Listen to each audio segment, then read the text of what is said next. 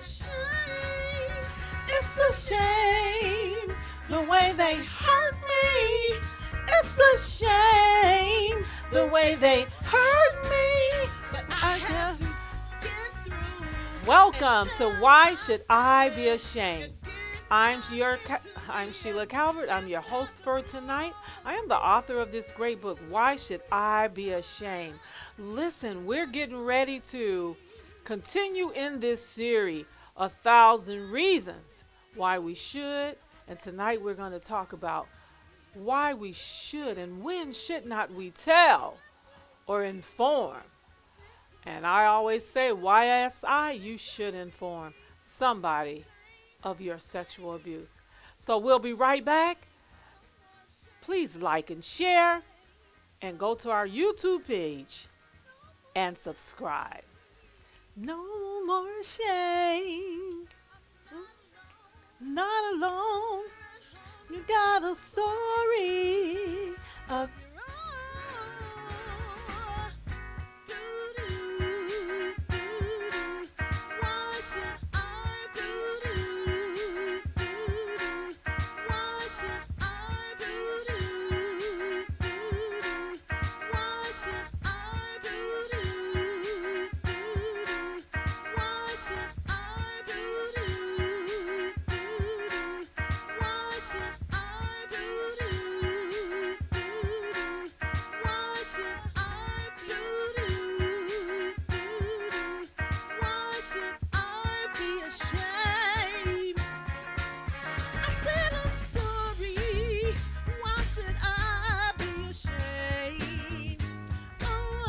that's my story. Oh, that is my story. I refuse to. Listen, thank you for watching. We have some good content for you tonight. I am so inspired by those that tell their story. Thank you for your book purchase. Thank you for knowing that you're not who you are because of what you've been through. You are who you are in spite of. That's my word for this season. In spite of what you've been through, you are great. Listen, tonight we're going to talk once again about this silent epidemic. Sexual abuse, sexual child abuse, man, boy, woman, or girl. No means no. I want to talk about, last week we talked about who should and why should we report it. Tonight I want to talk about 1,000 reasons that I will not report sexual abuse. Why we don't report sexual abuse. Why we wait so long to report sexual abuse. And we should never question a person that has had this experience whenever they decide to tell us, because there's 1,000 reasons, and there's reasons after reasons. The question should be, how do we protect our children and protect ourselves? But it's most of the time, it's someone that you have confidence, you have trusted, you have looked up to. And so in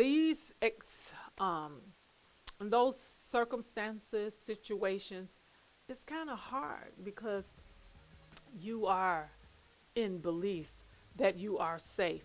So when is it not a good time to report rape or any form of sexual abuse? Do you ever think about that?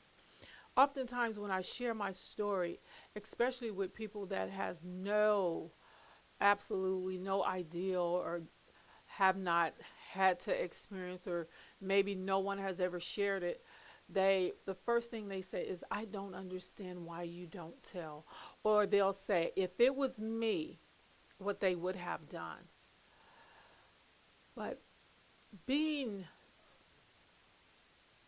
you're being threatened and you're being put into a predicament that you didn't even see it coming most of the time, all the time, you didn't see it coming.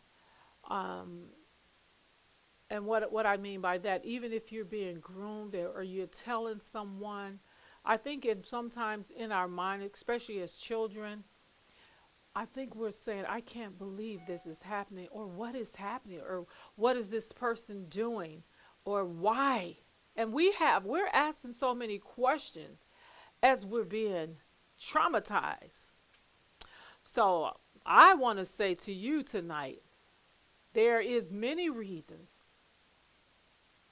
when we should not report. And I'm just going to talk about a few tonight. I know this spectrum is so wide, I can't talk about everything. So when it's not a good time, it's when you are being threatened.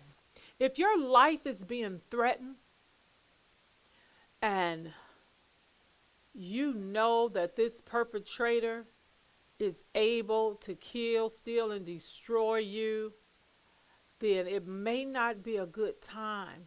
Or if they are so involved, say for instance, if you have, sometimes you have adults, you can have parents that don't really care, don't really want to hear, don't really, um,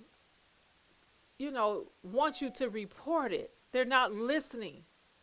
That's probably not a good time. You're going to have to look somewhere else, because I'm telling you, sometimes you can report it to a person and things get worse. When you hear adults saying things like, oh, she liked it, or he was asking for it, it's kind of hard to report it. So sometimes it's hard when you don't have a person of confidentiality.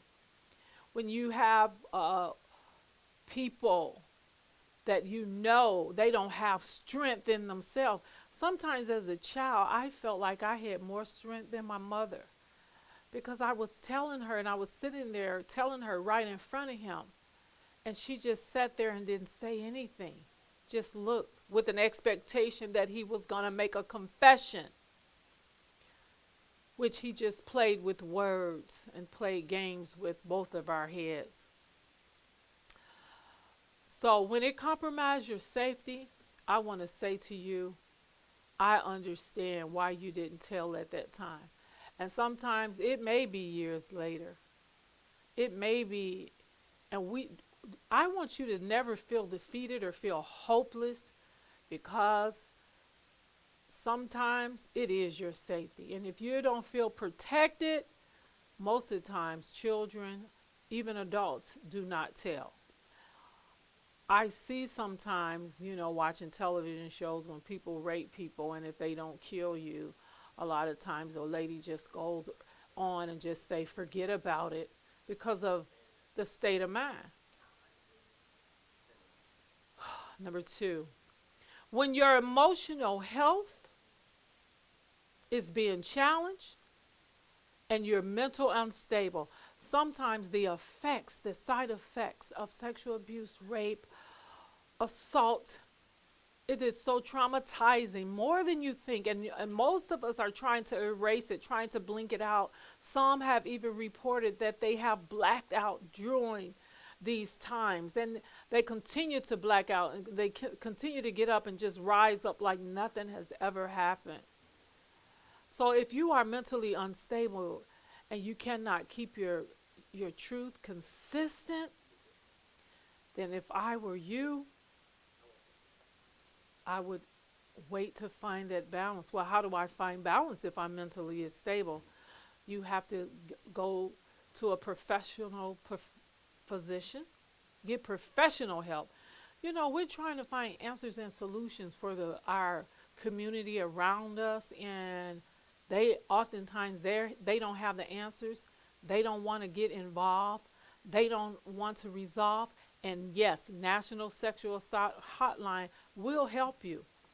So find a professional, get therapy and treatment, and do not change your story. Write it down so you can remember clearly.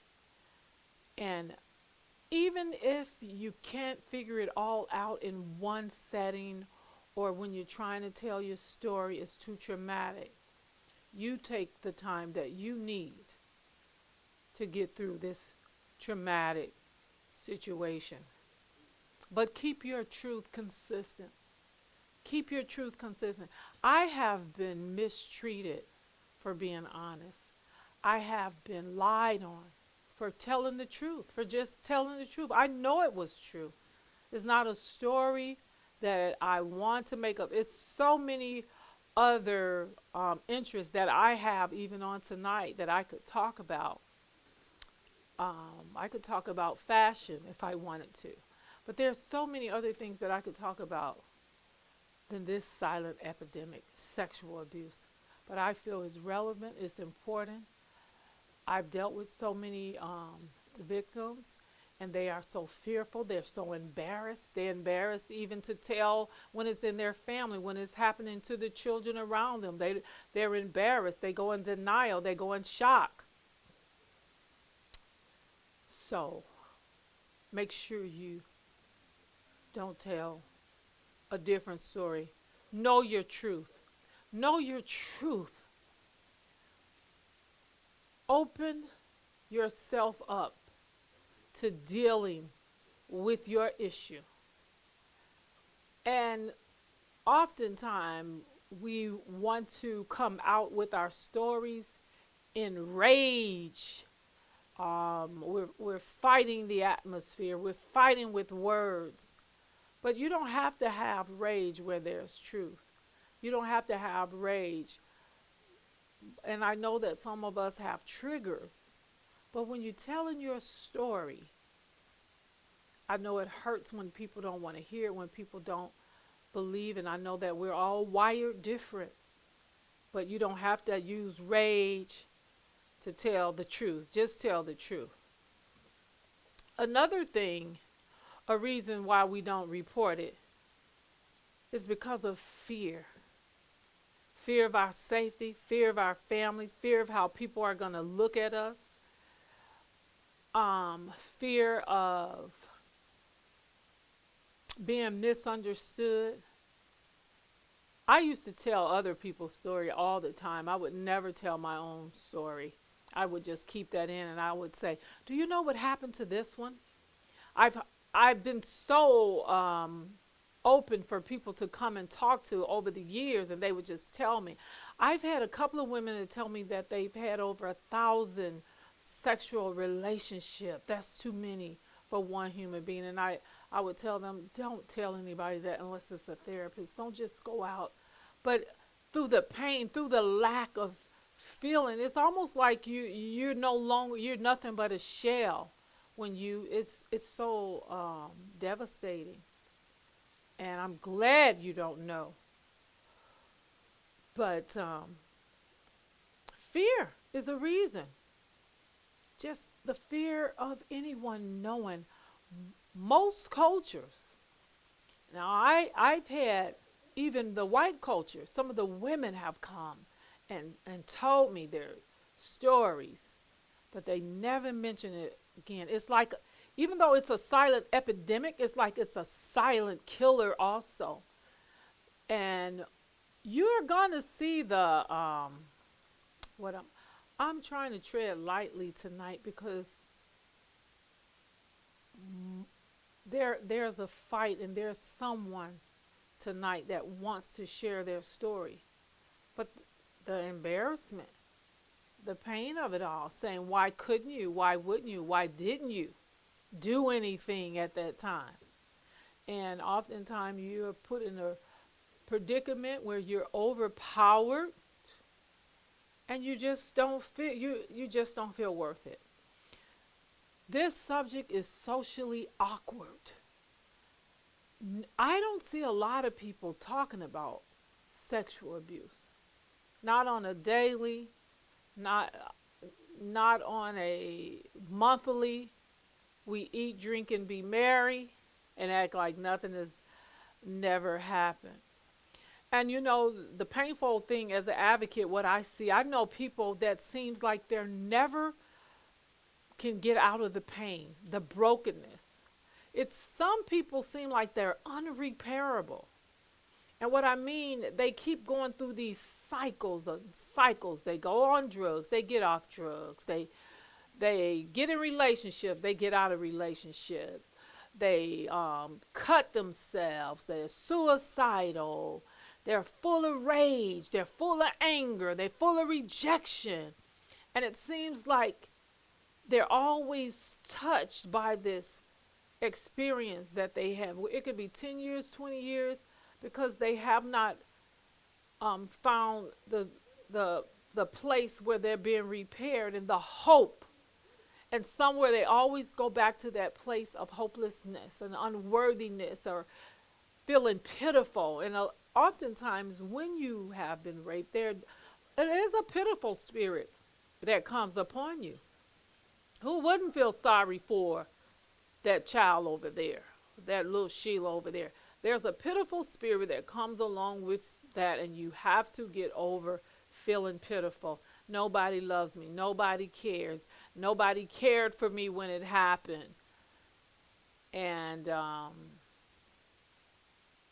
know all the time somebody was not watching, but sometimes there have been people watching. But people care. People care for you. You know, there's a saying that says that everybody is saying now self-made. I don't believe in that. I believe along the way, everybody gets some help. I even see people when we're going, the homeless people, they're out there, and I see people give them money, give them food, just give them a help along the way. I've gotten rides along the way. I've gotten financial assistance along the way in my life, and I pay my debts back, and then you don't owe anybody anything after that. But all of us need help along the way, even you that have sold into people. And so let me tell you, you may need some help. And this is what I was thinking tonight. Anthony, do you have anything that you want to share tonight?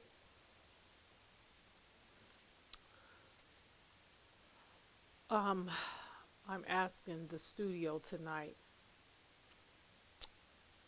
Anthony, is there anything that you would like to say tonight concerning reasons that a victim will not report, don't want to talk about it, don't want to share their story? Why is that? We're live tonight.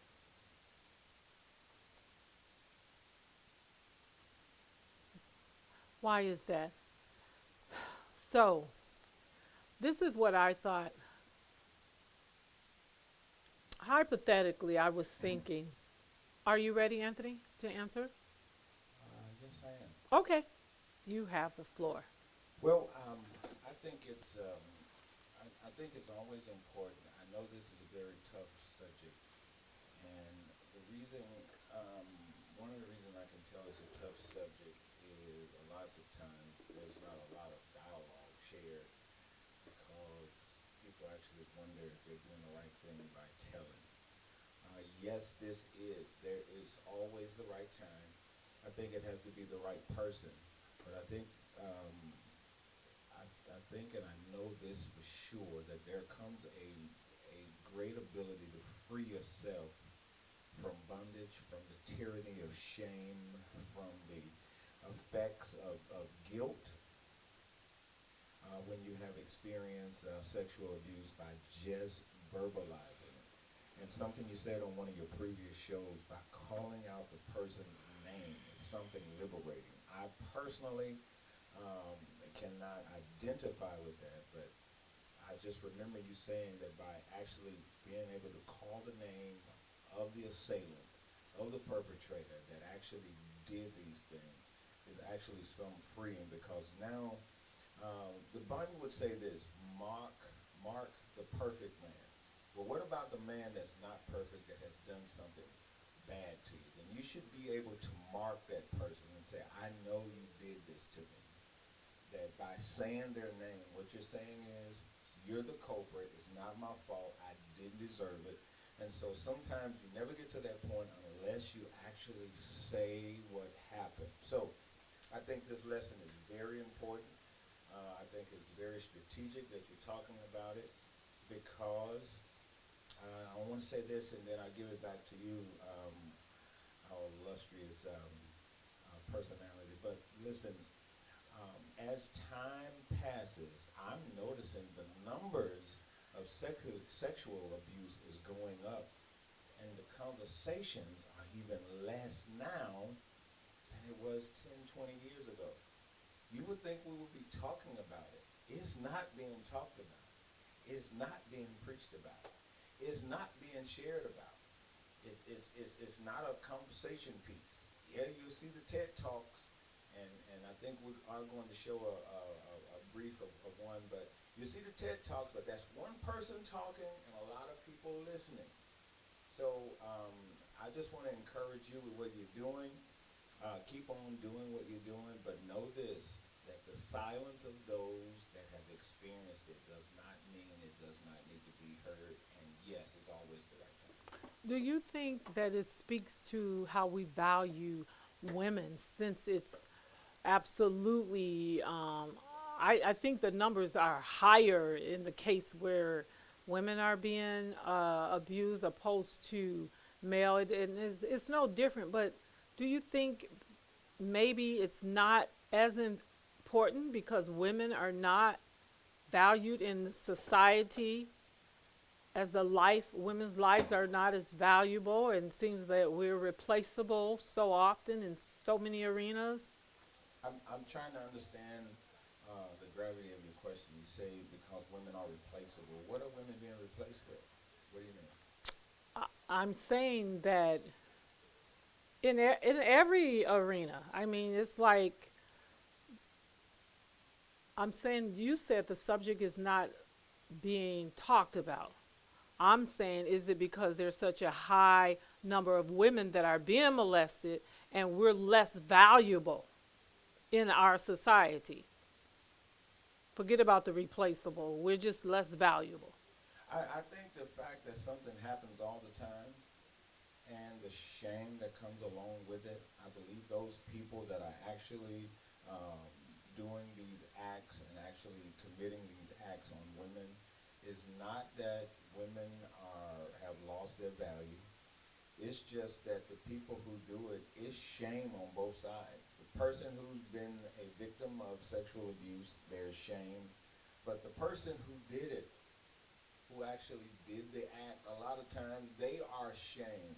Or sometimes they're not ashamed, they just don't want to be caught. They don't want to deal with the consequences. True. So it's not that they're devalued, it's just on both sides there's a reason why people are not talking. The person who experienced it isn't talking because it's shame, guilt, and hurt attached to it. The person who did it is not talking because they don't want to have to pay for it, they don't want to have to be held accountable for it, and then there's also some shame and guilt attached to it as well.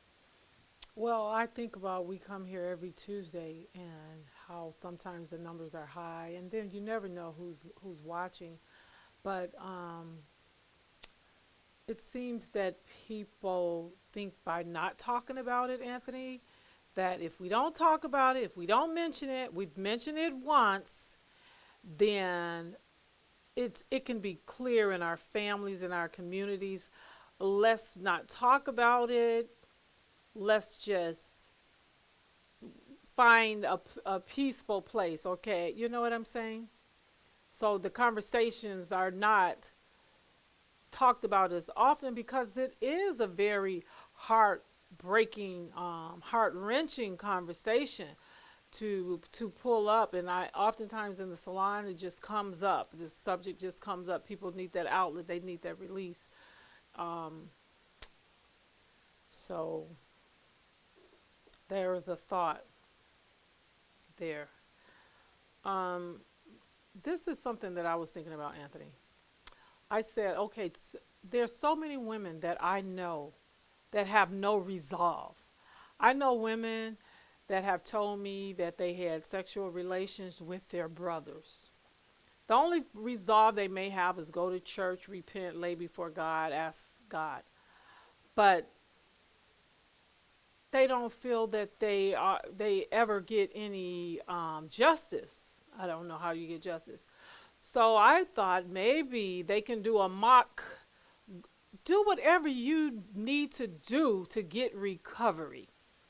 Do a mock, go to the jailhouse, file a report, say a name or don't say a name, but do it for you.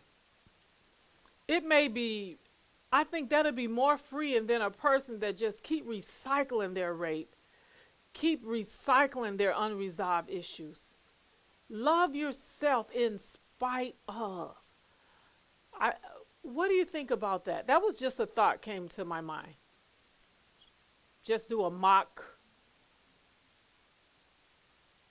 police report. Just go to the police station, report it, tell them the year, the time, give a true story, a true statement, but just do it for you because you did not have that justice. Um, well, I That might do be some good therapy there. I do say this, that I think for the most part that would to do a mock. You mean? When I'm saying the word mark, in you, it's your true story, but just go through the motions that you never have done it. It'll be a true report. It'll be recorded. It'll be an actual recording of what happened and a reporting, which so many times, um, 2 out of 3 children never tell anybody. They just grow up and be adults. So I do think.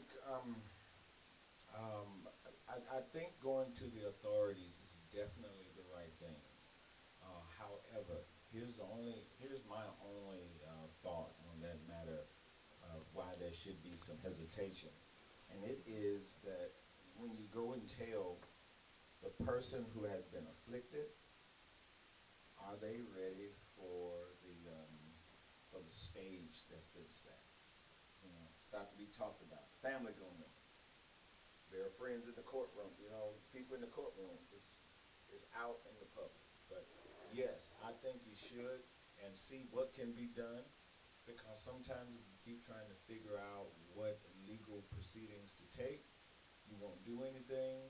And sometimes the best way to find out what can be done is to go and do something. So yes, I do agree with you. thank you, because some of you spend your whole lives being mad at yourselves, being mad at your situation, being mad at life, being mad at your neighbors, being mad at everyone because no one ever did anything about it. That's why you feel like nobody care and nobody cares. And so I advocate for telling the truth. I advocate for reporting it to the law, to the legal system. I don't advocate taking things into your own hands, being revengeful, killing people or murder, but I do. There are the laws for the lawless, and I advocate for that. And it's never too late to to deal with it, and you cannot be afraid of the effect that it's gonna have, because on everybody around you, because while you're holding everything in, you've had this tragic lifestyle.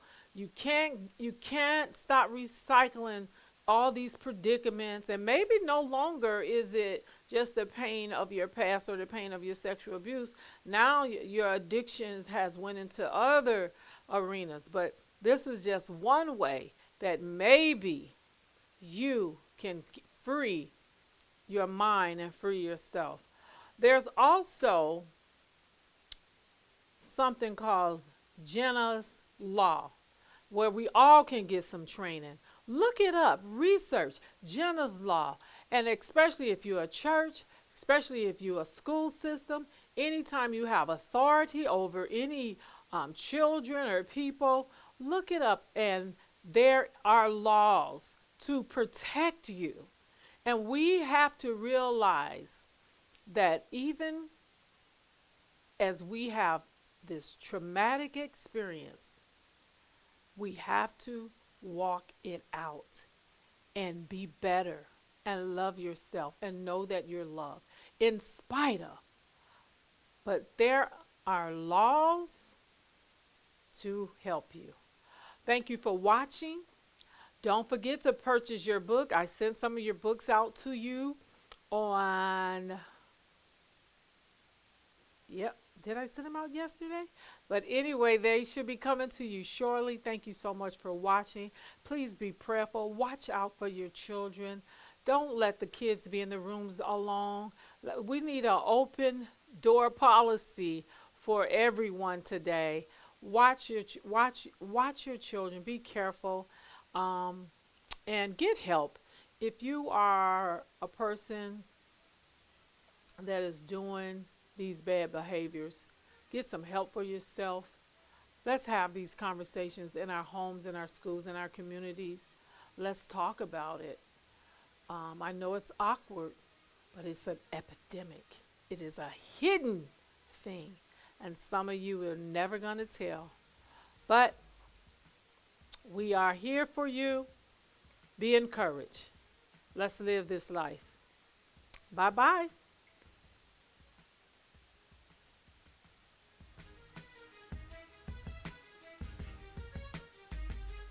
I'm a survivor. I won't give up. I just can't stop. I just can't stop. I'm a survivor. I just can't stop.